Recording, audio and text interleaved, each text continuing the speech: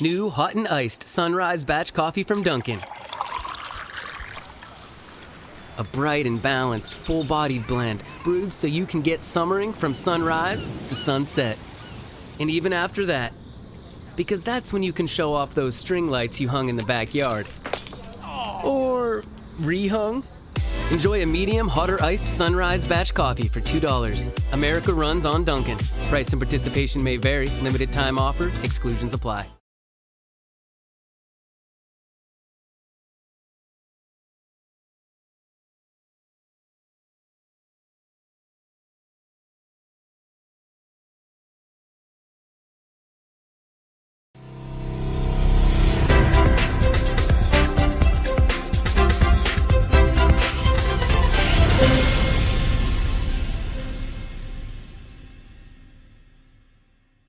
Each and every Monday is $9 Monday at wagertalk.com.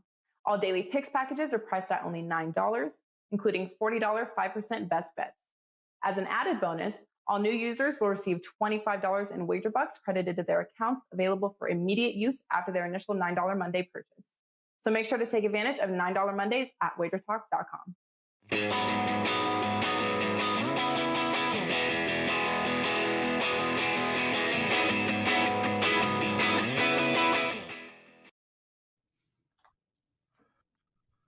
Teddy Covers, it's me, Lawrence Presman. Welcome, everybody, to Wager Talk today. It's a Monday, an awesome show lined up for you all.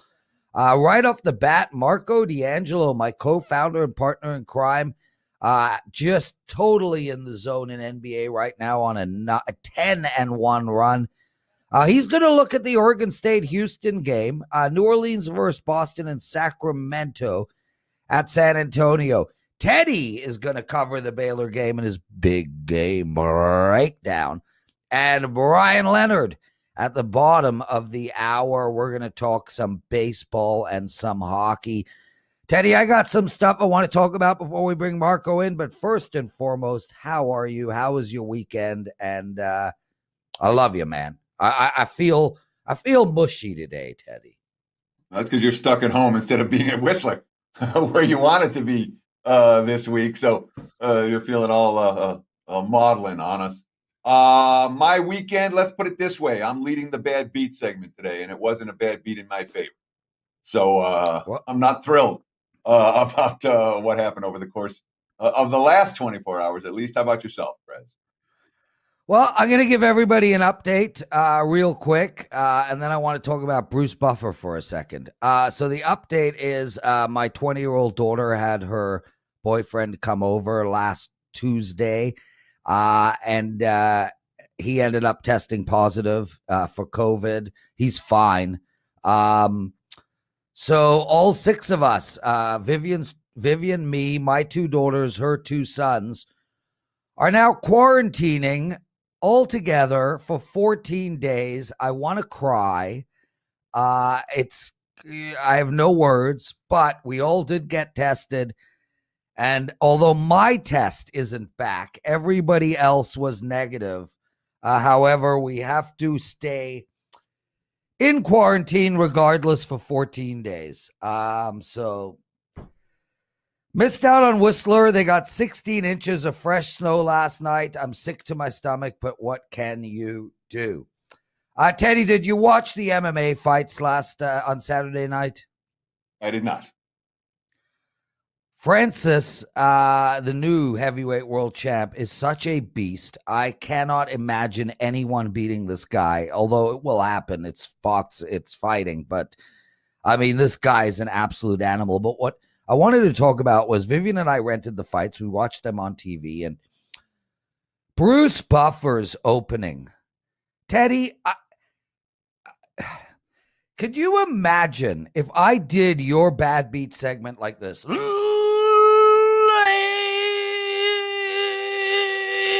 Ladies and gentlemen, Teddy. I mean, dude, this thing went on for 10 freaking minutes. 10 minutes. He stretched every syllable to where he ran out of breath. He came up with it's time. I mean, who wants to listen to this shit? How do these buffer guys have jobs? Just get the two guys in the ring, put the tail of the tape up, introduce them quick, and let them fight. In 10 minutes, Teddy. 10 minutes. That's it for me. I was so annoyed. I've been waiting I've been waiting to talk to somebody about this because it's insane. So let's start with this. All right. It's not insane. Clearly, there's a benefit to it. All right. Clearly, they like the concept of hyping the fight that they're about to show. And when you have an announcer that can hype a fight, that hypes the fight because it gets you ready to rumble. What are you talking about? Vivian and I were ready to turn the TV off. Like, literally, we were questioning whether to make it to the fight. And you did.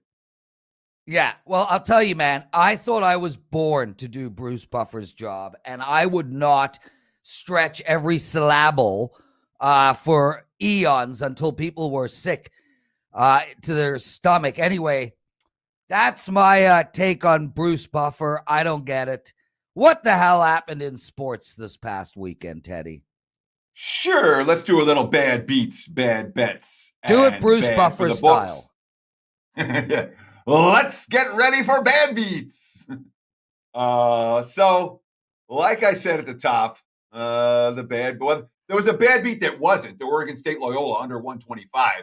That game was 45-39 with under 5 to play. 84 points. There's no sweat at all. And then all of a sudden, it's scramble points galore. 65-58 final. Yeah, that's 39 points in the last 4.5 minutes of a dead nuts under game. It turned an easy winner to a sweat and a half, but it still finished 123 and stayed under the total. That wasn't the case last night. Bad beat that was with UCLA Alabama with a total 145. You guys saw it. There was incredible execution on the final possession in regulation. UCLA, and of course, UCLA didn't foul. You know, Mick Cronin after the game, I'm a foul guy. My biggest concern was that when we went to foul, they were going to shoot a half-court shot, and they're going to foul shooting a 3-point shot. Obviously, you get 3 free throws in that situation. But up 3 with 0.4 seconds left, UCLA doesn't foul, and Alabama hits the 3. And it wasn't anybody. It was their 8th leading 3-point shooter, and Alex Reese drains the 28-footer. Game with an OT side, 65 apiece, and flies over the total. Under dies overtime. Of course, we're unders go to die. No good if you had the Bruins and the Crimson Tide under the total yesterday. That was a bad beat. Couple of bad bets. Let's see. The Villanova-Baylor total got steamed up. 136.5 up to 142.5. It landed 113. And Florida State. I mean, there was a ton of Florida State money. The pros liked them. The Joes liked them. Opened as high as +6. There weren't many of them. They got bet down early, but they closed at +2. Michigan blew them out. And a couple of bad for the books. Baylor, -6.5 up to -8. They beat Nova by 11. Oral Roberts, +12 down to +11. They were a public dog, lost by only 2 to Arkansas. A 4-point move to the under as well. That was bad for the books. It cashed 72-70 final. The wise guys moved on Houston, up to 6.5 against Syracuse. The Cougs won by 16. Wise guys moved on USC in revenge for the Pac-12 title they felt was stolen from them. Pick them to -2. They beat Oregon by 16 and won from the NBA yesterday. That was bad for the books. The Raptors opened the favorite. They closed the dog. No Kyle Lowry for Toronto. He mattered. Portland won the game by 5. That a bad result for the house. So there you have it, Prez. Bad beats, bad bets, and bad for the Bucks. Back to you. Oh, I feel a theme in this show, Teddy. Covers. Okay, let's bring him in. Marco D'Angelo, co-founder of Wager Talk, partner in crime, amateur poker player, beginner Jedi, but on a 10-1 NBA run. Marco, how are you, my friend? How was your weekend? Well, first thing, what I took from the first segment, Prez, listening to you with your rant, you can never, ever, ever again bitch about me rambling too much on a pick analysis again. Okay. My So if show, you said- Marco. My show. I get to piss on you all day long. It was a bittersweet weekend. I had a great Saturday, hit 5% play, easy winner, no sweat with Houston. And then full disclosure, I had a dismal Sunday. I was 2-0 on Saturday, 0-3 on Sunday. So that was my weekend. NBA has been on an incredible run. And if you want to get on a run in the NBA, doing it at the end of the season when you're getting ready to head into the playoffs, that's a good time to do it. So, I'm happy with that. And let's finish out, the Elite Eight. I know nobody asked how my weekend was betting-wise, but I did not lose one single hockey game and only lost 2 games altogether. I had a 9-2 weekend. My runs are ridiculous right now. I'm on a 49-17 hockey run, a 23-9 NBA 4% run. I am up 100% return on investment in the month of March. And I am 70 wins and 35 losses in the month of March. Marco, I think that might be the best month I've ever had in my life. I'm not even kidding. I don't like over those many plays. I'd like to bust your stones and say you didn't set the bar that high to have your best month, but you're running way too good for me to bust your stones. It's an incredible run, baby. Prez, and well-deserved, sir. And I'll tell you what, for the listeners, I would stay locked into Prez right now because I know if I was quarantined with 4 teenagers, I would be burying my face in the stats. You wouldn't see me for probably 13 of the 14 days. And the great thing is baseball is just about to start. So I'm like, sorry, guys, I got 300 teams to research because I got to research the minor leagues too in case somebody moves up. Anyway, let's get into it.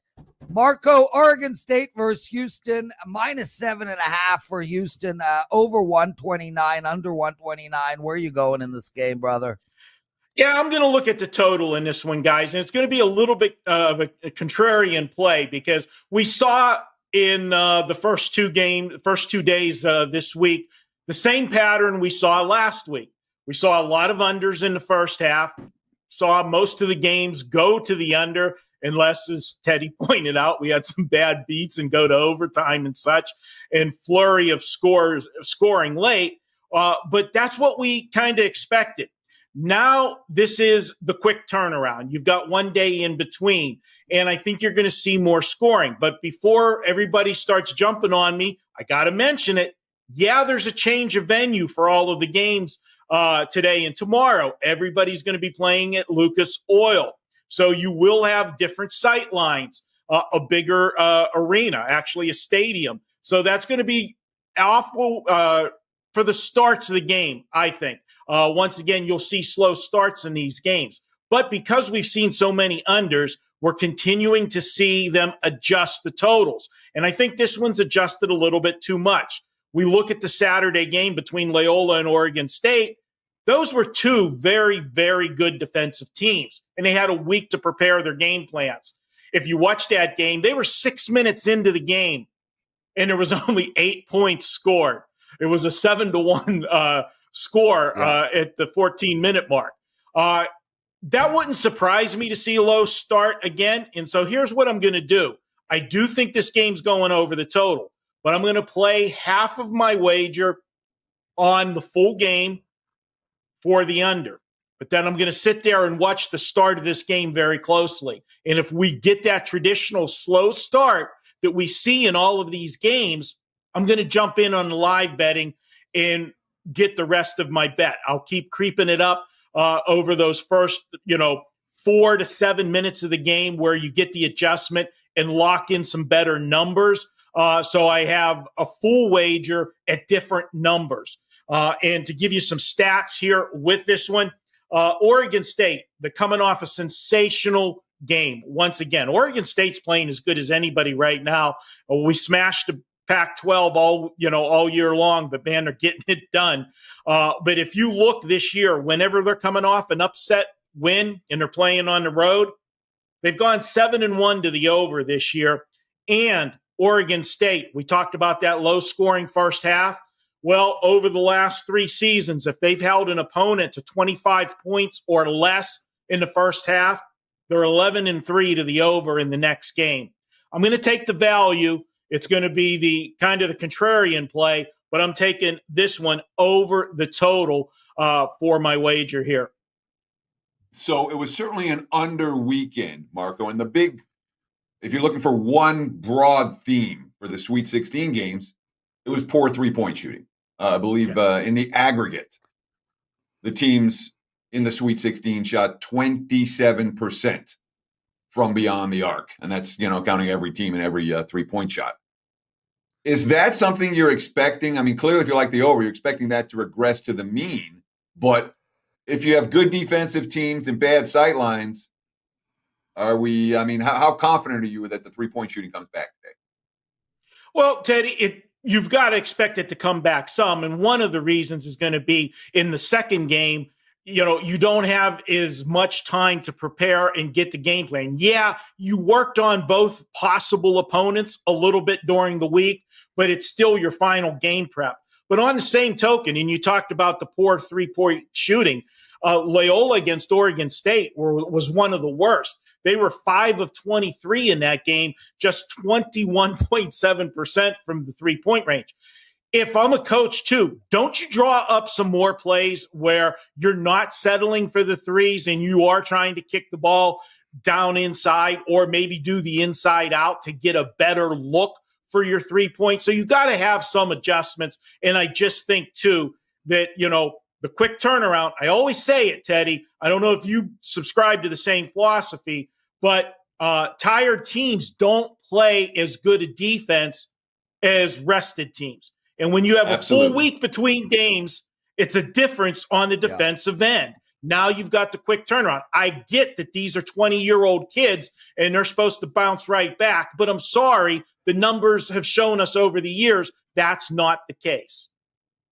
Marco D'Angelo, everybody.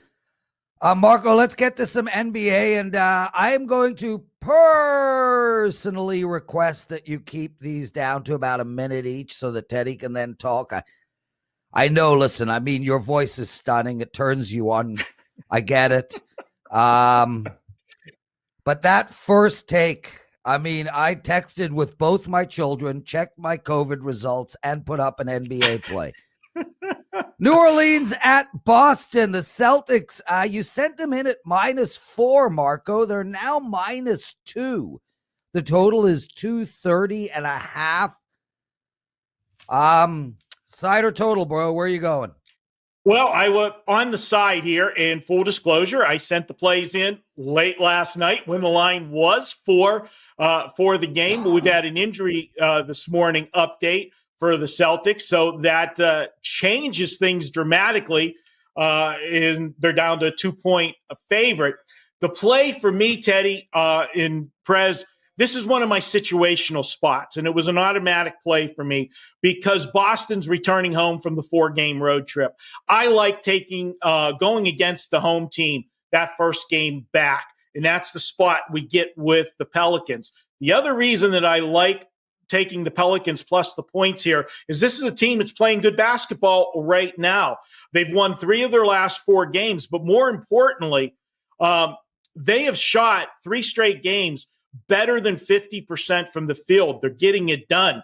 But most of the season, when you talked about the Pelicans, the joke was you just blindly bet the overs in their games because they were playing no defense. All of a sudden, last 5 games, no one has scored more than 113 points against them, and they've averaged over that 5-game period 107 points per game. They're basing numbers for the full season. I have a lean to the under in this game as well, but I'm going to go ahead and take New Orleans plus the points here right now. It's a strange thing to say, but the Pelicans currently are playing better defense than the Celtics, and I can get points with the team playing good basketball and better defense. That's where I'm at. New Orleans, but I will say this play gets tapered a little bit because I lost a little bit of line value, even though we get the benefit of a player out for Boston. Yeah, I mean, Jaylen Brown is certainly an impact player for the Celtics, but I ran into a couple of Celtics quotes that made me think Boston might be a bet on team tonight, not a bet against team coming home off a successful road trip. Marcus Smart, we feel good. We don't feel great. We don't feel like we're not complacent. We're not done. We're not satisfied. This is just a start for us. That's from Marcus Smart, who's the clear locker room leader on that team. Brad Stevens talked about the Oklahoma City game. That was one that we had to find a way because we can't keep going back and forth. We got to establish some momentum here. It feels to me like there's a real sense of urgency with the Celtics tonight. I don't know that I get that sense from the Pelicans. Are you worried about that at all? Well, I will say there is one angle that concerns me, Teddy, and I'll throw this one out to you as well. Boston's sitting at 23-23. There's that little motivation when you have a chance to get over the 500 mark. But I do that more. Like there was a game last week where the Knicks were sitting at 500 and had a chance to go over 500. Well, they're a team that hadn't been over 500 this late in the season in a long time. So it was more of a motivational factor. And that's why I chose to ignore it with Boston tonight, because this is a team that's been a playoff team year in and year out for how many years. So it's not as big of a motivational edge, but it's been a disappointment of a season. So yes, that's one thing that I did put on the con list for me as far as going against Boston tonight. Marco, one last game. Let's talk about Sacramento and San Antonio. -2.5, a total of 228. I know you like the total. Tell us why and where which way, bro? Which way? We're going under in this one, guys, and this is another one I'm going to stay with the same theme. During the course of the season in the NBA, there's going to be ebbs and flows to every team. But the numbers and the lines, those are based basically on season-long numbers, unless there was a trade or a major injury that changes the total complexion of the team. Sacramento was an over team all season long. They're not playing that way right now. This is a team that over their last 10 games, 7-2-1 to the under. And I joked about the Pelicans and saying the word defense and them in the same sentence. Well, that's the same thing with this team. And because they're playing better defense right now, it's translated into a 6-1 straight up record. I'm going to look at this one under the total. The Spurs are a team that do play to unders.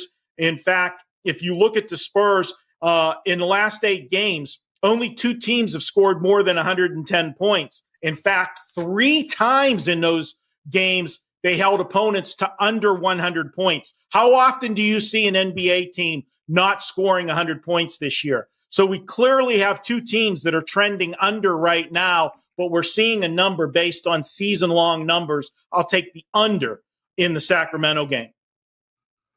Awesome stuff, Marco. Guys, it's $9 Mondays over at Wager Talk. You get anybody's plays for $9. I've got 2 hockey plays up for tonight, a side and a total. And I have a 3-pack in the NBA. And you can get all 3 of those NBA plays for $9. Marco, what is on card for you? So far, I have 1 play. It is a college basketball play. I do like the other game that we didn't talk about tonight. You can head over to a Wager Talk, pick that up for $9. I'm still working the NBA card. I may have an NBA play up later as well. Awesome stuff. And guys, remember, Marco's on a 10-1 NBA run. Please, everybody, hit that like button. Only 38 likes so far. Let's go. 300 of you watching. We need the help. It's all we ask. And we're under 100 away from 70,000 subscribers to our channel. Lots of love to all of you guys. Can't thank you enough. Marco, get out of here. Teddy, warm up those pipes. We're right back. Teddy's Big Game Breakdown, Brian Leonard, the Penalty Box segment, and so much more. New hot and iced Sunrise Batch Coffee from Dunkin'.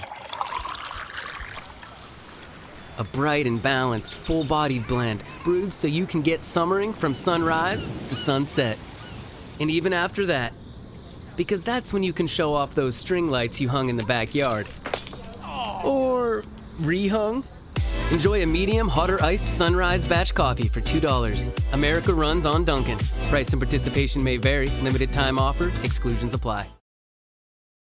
Lock in all sports, all plays, all 5% best bets for the next 30 days from your favorite Wager Talk handicapper for only $1.99 versus the regular price of $3.49 for a total savings of $1.50. Prices are already discounted across the board and no coupon is required. Just head over to wagertalk.com, pick your favorite handicapper in the experts menu, and lock them in for 30 days across all sports for only $1.99.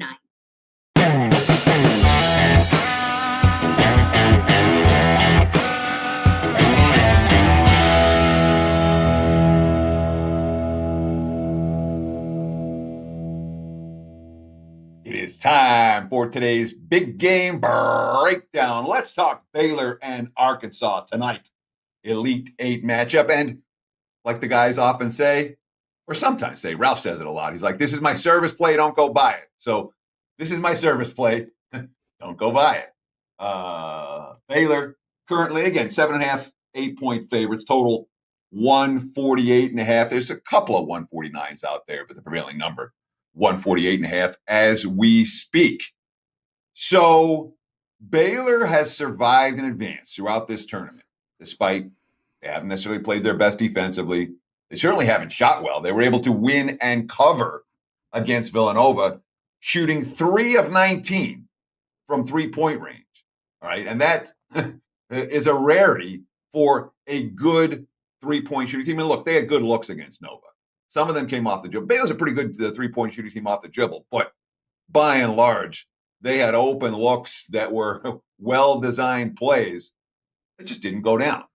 I don't expect that to be a long-term problem, even if Arkansas tries to mix up their coverages.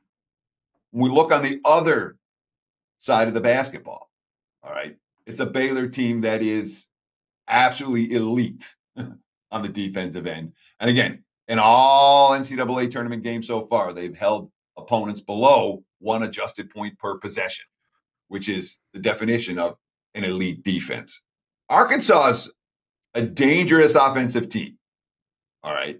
And they pound the ball into the paint fairly effectively, but can't do that effectively against Baylor. No one's been able to do that effectively against Baylor, which means Arkansas likely to be shooting a fair few 3-point jumpers tonight. And that's not their strength. It really isn't. What are they? 188th in the country in 3-point accuracy, 252 in 3-point attempts. They're not normally looking to let loose from 3, and yet this is a game they're going to have to do that. Now, you might make a case, hey, if Baylor played Arkansas 10 times, they're going to win 8 of them. If they don't allow Arkansas to get hot from the 3-point line, and the put everything out to the perimeter for Arkansas is a concern because obviously if the Razorbacks are hitting threes, they're going to be in this game right through the end, but they're not a great 3-point shooting team. I think Baylor's going to get their points fairly easily. And I think there is, I'm not going to say a class difference between these two teams, but Baylor is a legit number 1 seed. I think they show it tonight. Give me the Bears minus the points against the Razorbacks. I think Arkansas and Eric Musselman and company go home here. Baylor's the play, and that's your big game breakdown. Back to you, Mr. Prez. $7,000 on Teddy for the Bears. Okay, you got it, Teddy. The Bears it is. Brian Leonard joining us. Bri, it's been a couple of weeks, man, but I got to tell you something. Last time you were on this show, you swept. Everything that came out of your mouth hit. We tweeted about it. We spoke about it the next day. I'm hoping it's the same again, bro. Welcome to Wager Talk today. How are you? I wish I'd have been on the show the last few days. My hockey plays have been in the dumpster the last few days, but I didn't realize that. But I appreciate the promos. That's nice. Hey, Bri, I can't fully see, but is that a Jim the Anvil Neinhardt going, or is it short? Is what now? This. Is it long? It's getting there. And when you never leave the house, these things tend to happen. I don't need to shave because nobody sees me. I know they're you guys, and you're in the same boat as I am. Yeah, well said. I think you should grow it nice and long, dude. Full on, like braids, the works. I'd like anyway, everybody, Brian Leonard with us. And Brian, let's start right off the bat with baseball because, I mean, you are well known for betting baseball and just so good at it. You really stay away from a lot of the favorites. Just give us a real quick synopsis of your approach to betting baseball. If clients buy you, say, for a month or a season, what are they going to get? What are you looking for? Etc.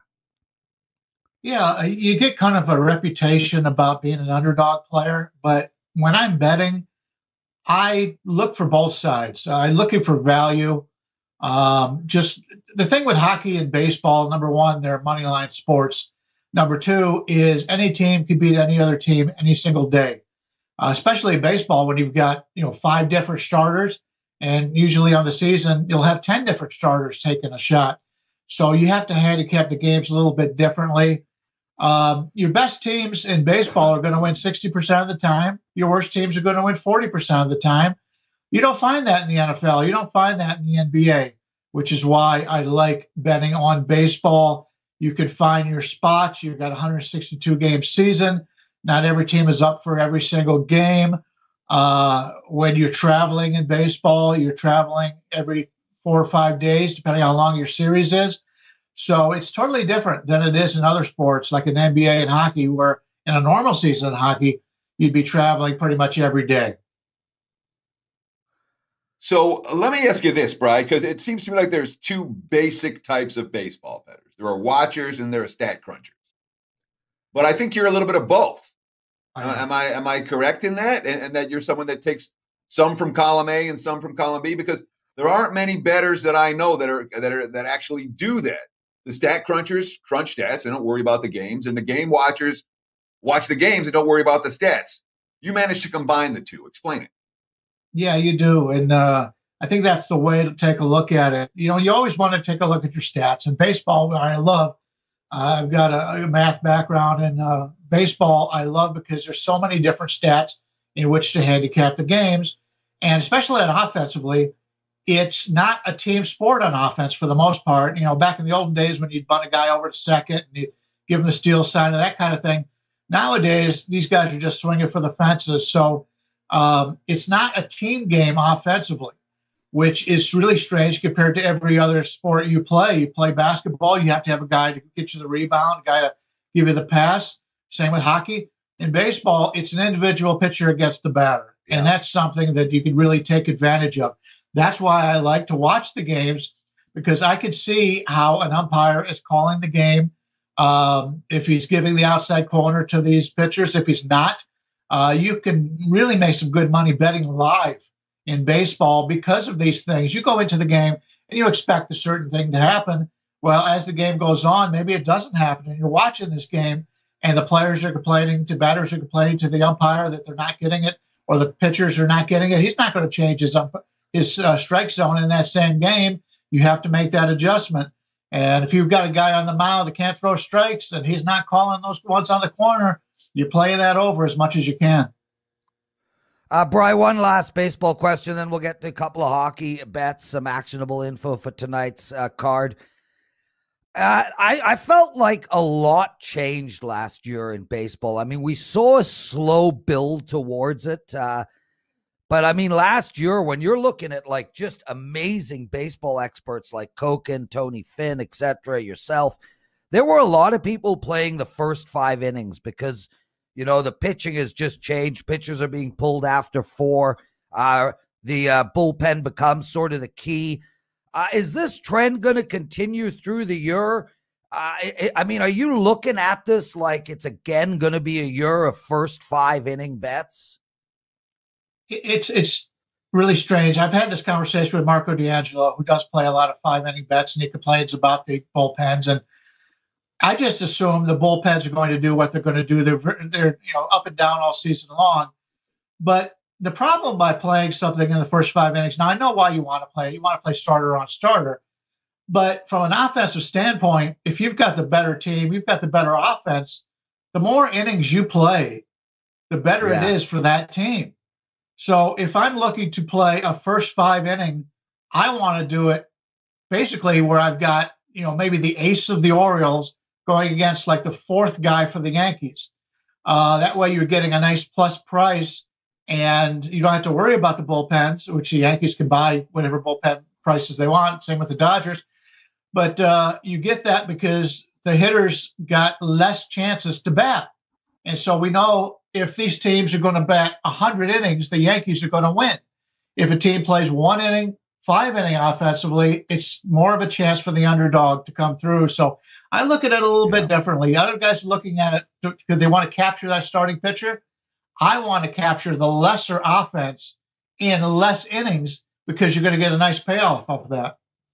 Man, that is such a great point, Brian. Let's get into some hockey, man. And let's talk about this New York Islander-Pittsburgh game.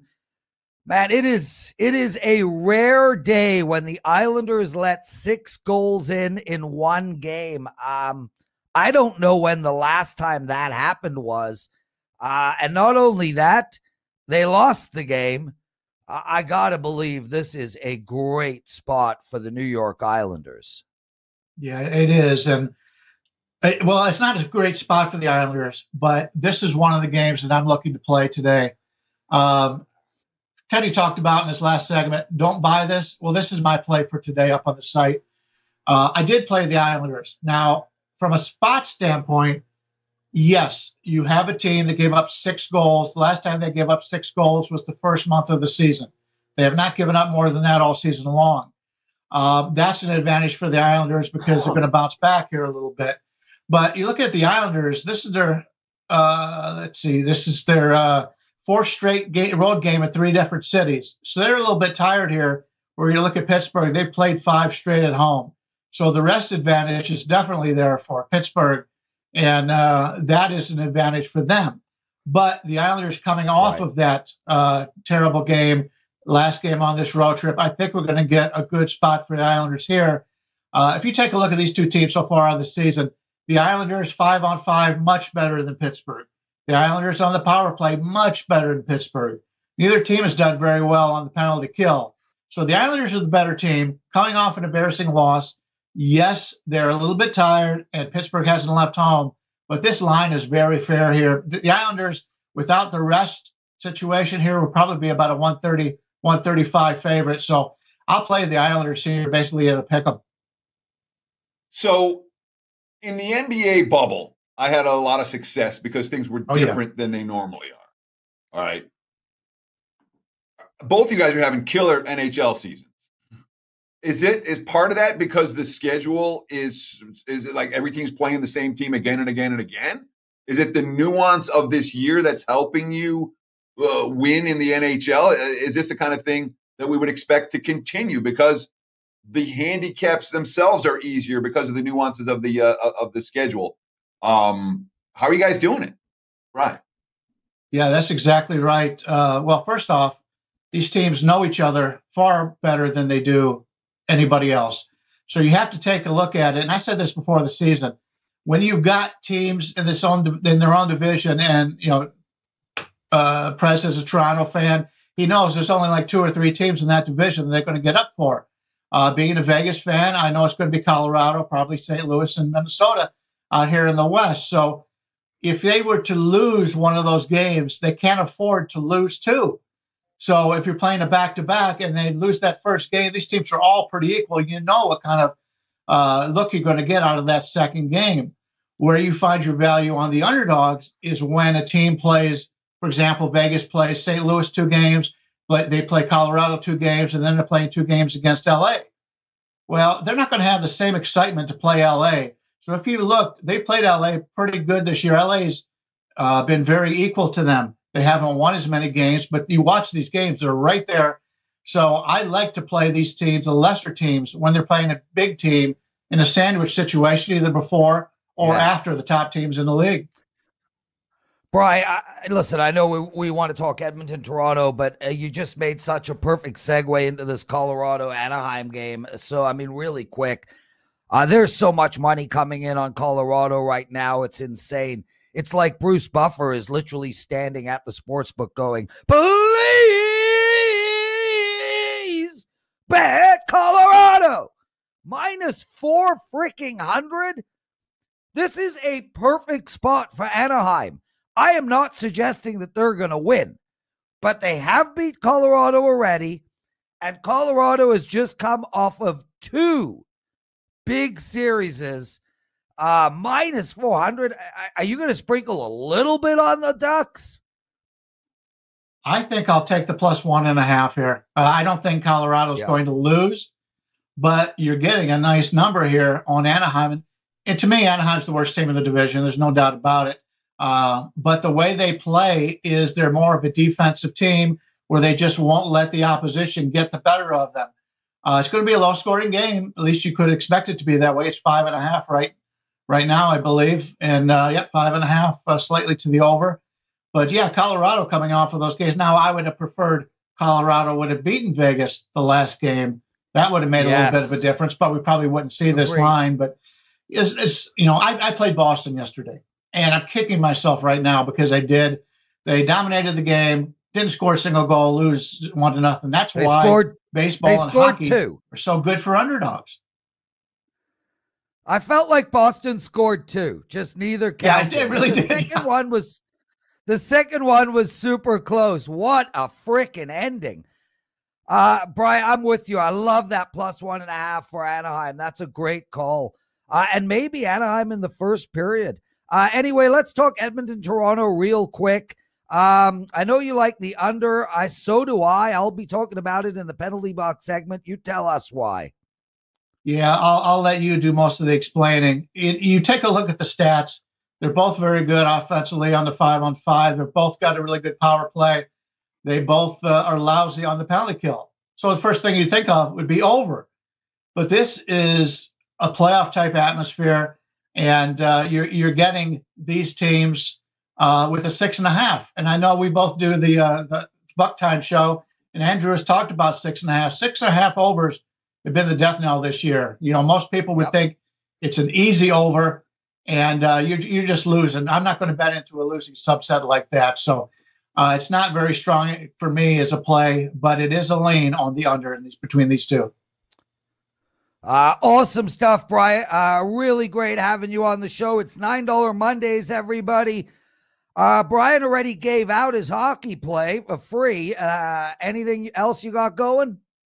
Well, we got a great deal for baseball season coming up on Thursday. Package deal between Dwayne Bryant, who's been terrific on totals, and that's really basically what he bets. And I've been the #1 baseball handicapper in profit the last 4 years, and I play mostly sides. So you could basically get both of our services for the price of one. And in fact, right now, I believe it's still the early bird price. So we've gotten a lot of people taking advantage of this. And if you like to play a lot more games than one handicapper, this is the great way to do it. He gives you totals, I give you sides, and hopefully we'll give you a lot of winning this season. Phenomenal. Great stuff, Brian.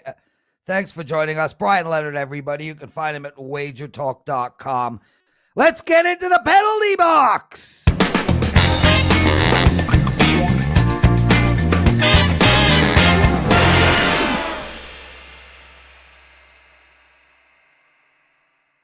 That was funky. I like that song there, Joe. Guys, I got 3 NHL free picks to give you, but before we get into that, I'm going to use part of my penalty box to just vent. And maybe Teddy could help me out after. I am a grown adult. I'm 52 in May. I don't understand what the hell is up with the people who need to get on Twitter and piss us off. Is it their penis size? Is it their lack of sessions with women? I don't know what it is, but I mean, yesterday I had a guy come onto Twitter and just said, Prez, you lost every game this week. You suck. I literally won every game, and I don't suck, and I don't understand why they're doing this. Then another guy logs Twitter yesterday, says, Prez, another terribly boring tweet. I went and looked at him. This guy had been on Twitter since 2011. He had 87 followers. I responded with, I'm guessing your 87 followers must really appreciate your epic masterpieces. Why do people do this? Like, it doesn't bother me. I actually enjoy the hate. I don't understand why it happens. We are grown adults. What the hell is wrong with you people? Anyway, 3 hockey plays. Let's go. Flyers and Sabres. I like the over here. Flyers need to get going. They need to put their offense, get their offense in sync. Nothing like playing Buffalo to fix that. The number is 6. Buffalo's going to put up a few. And I do like the Flyers over the total. I also don't mind Buffalo. They're going to win a game, and it's going to be soon. I like the New York Islanders, just like Brian said. I think it's a great spot for them, especially after they got slaughtered by Pittsburgh in their last game. And I also like under the total in Toronto and Edmonton. Those are my 3 NHL bets. I am betting all 3. Teddy, I only have about 6,000 Twitter followers. You have about 60,000. Why? Like, do these people have like mental issues? Like, who can you imagine like me just showing up to somebody's work randomly and just start like screaming at their boss, lies about them? Why? I don't get it. I don't get it. So I don't have 60,000 Twitter followers. I have, I think, 46 or 47,000. But thank you. Someday we'll get there. When you're talking about Twitter, okay, Twitter is what it is, my friend. You let it run. It's if ever there's a forum or a venue where you want to have thick skin, as handicappers, we're going to get criticized. All right, we rip ourselves as much as anybody. Yeah, and as handicappers, you develop I remember the first time I got ripped online. I'm like, oh my God, I was all mad. 20 years later, I don't care. Say whatever you want. Feel free to do whatever you want on Twitter. That's just the nature of the beast, Prez. Yep. It is what it is. You don't let it freak you out. You don't let it stress you out. Oh, no, Teddy. And you don't engage with people that are I always just trying to get your, they're just trying to get your Irish. Teddy, I mostly engage with the hate guys because I have so much fun with it. I send back stuff like Jesus loves you. I wish you and your family nothing but the best. I always take the high road, but I love engaging with the hate guys, and then I block them. But just for the record, Teddy, it doesn't bother me.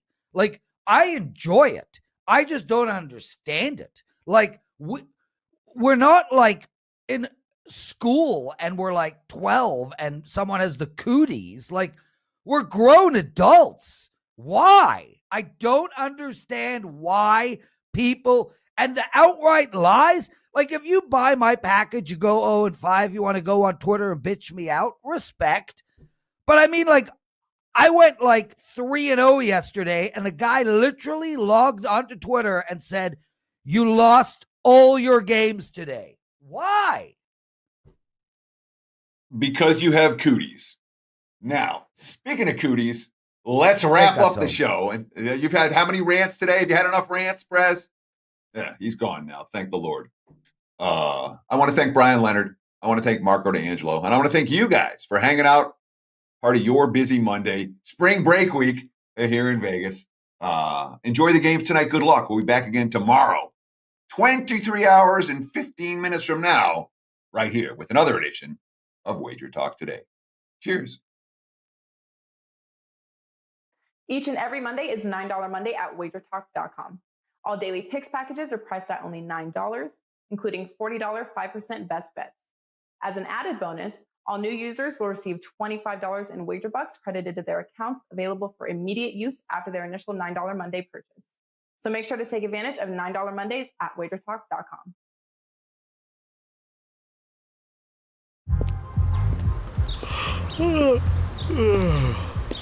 The only thing better than grinding all night for your side hustle is your roommate picking you up with Mickey D's breakfast. the perfect pickup deal. There's a deal for every morning at McDonald's. Right now, taste breakfast perfection when you get a warm and savory sausage McMuffin with egg for just $2.50. Price and participation may vary. Cannot be combined with combo meal.